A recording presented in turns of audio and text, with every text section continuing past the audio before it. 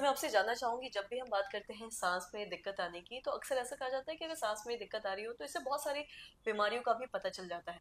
मैं आपसे ये जानना चाहूँगी, अगर बार-बार किसी को साँस लेने में दिक्कत आ रही होगी, अगर हम अस्थमा से हट के अगर बात करें, अगर किसी को एकदम से दिक्कत आ रही है, तो क्या ये कोई संकेत है कि हार्ट डिज़ीज़ का भी ये कोई शुरुआती लक्षण हो सकता है या हार्ट से जुड़ी कोई बीमारी हो सकती है?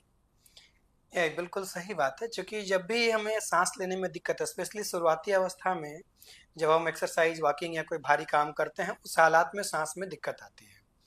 तो ये इसका कारण लंग से रिलेटेड या अस्थमा सीओपीडी भी हो सकता है, या हार्ट से रिलेटेड दिक्कत या हार्ट फेलियर या वॉल्व से रिलेटेड परेशानी भी हो सकता है। हमें इसमें अंतर समझने के लिए कुछ थोड़े बिंदुओं को समझना पड़ेगा। यदि वो अस्थमा या सीओपीडी है तो किसी मौसम या सीजन से रिलेटेड होता है, मतलब सर्दियों के समय पे ज़्यादा होगा, स्पेशली अर्ली मॉर्निंग के हालात में। मतलब अर्ली मॉर्निंग सुबह का शुरुआती अवस्था 4-5 बजे के हालात में सांस की दिक्कत बढ़ जाती है।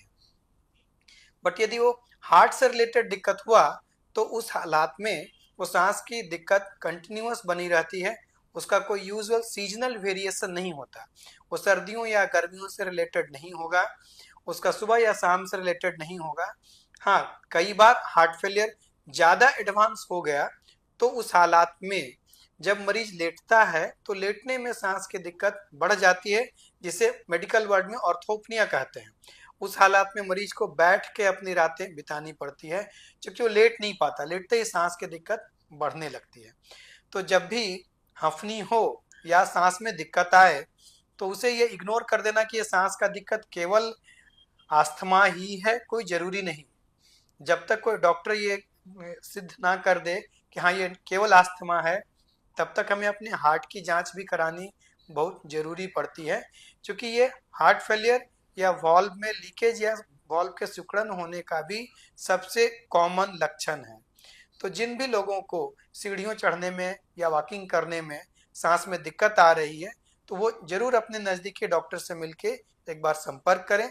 शायद ये दिक्कत हार्ट से रिलेटेड वाले लक्षण भी हो सकते हैं, स्पेशली यदि ये दिक्कत कोई सीजन से रिलेटेड नहीं होता है या अर्ली मॉर्निंग नहीं होता है, तो शायद हार्ट का दिक्कत होने का चांस ज़्यादा बनता है। जी।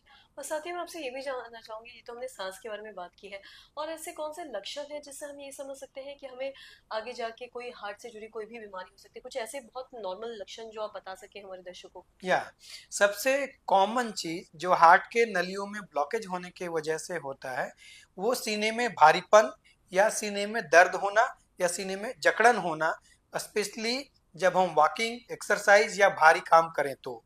जैसे जैसे ब्लॉकेज बढ़ता जाता है, हमें मिनिमल एफर्ट या बिना काम किए भी लगता है कि उस सीने में भारीपन या दर्द हो रहा है, तो उस हालात में हम समझते हैं कि हमारा ब्लॉकेज बढ़ता जा रहा है।